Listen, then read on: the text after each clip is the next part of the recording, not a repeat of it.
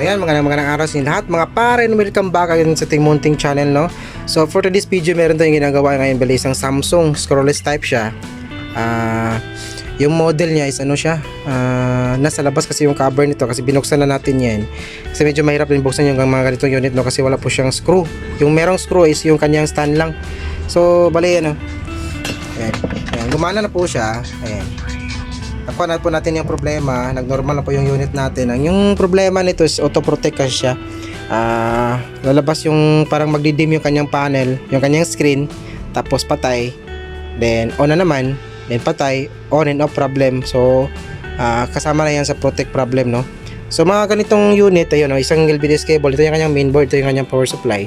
Isang LVDS cable lang ang papuntang panel, ayun, no. Then yung panel is meron siyang meron siyang flex na nakaseparate sa kanyang left side bulb at right side bulb at saka left side bulb. So ito yung kanyang speaker na nakaharang sa panel natin. Ito, dalawang speaker yan.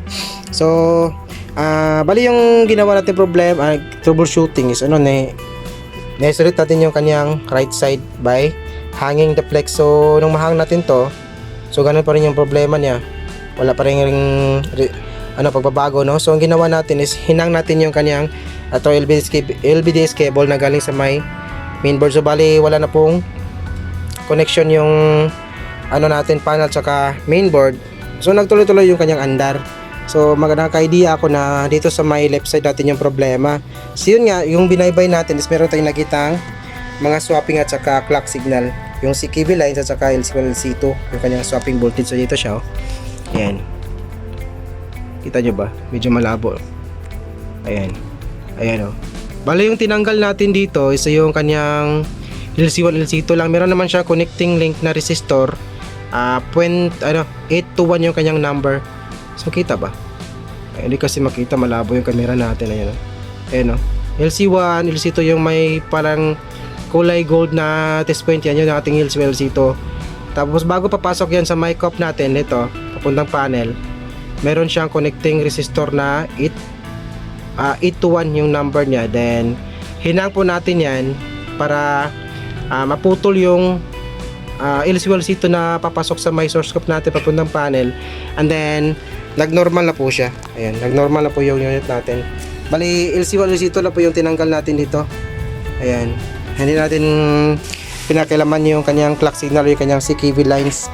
So kung gusto nyong mapanood yung buong troubleshooting natin, bali in-upload po natin yung buong refer tutorials natin doon sa ating main channel na Ryan Crosset Tech, no. So pakibisita na lang po yung ating main channel na Ryan Crosset Tech.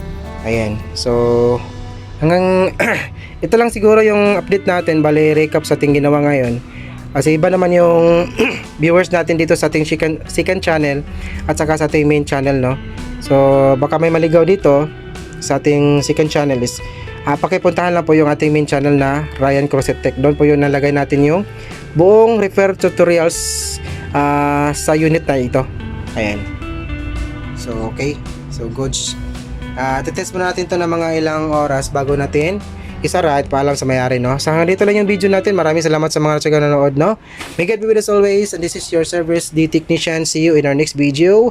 Peace out.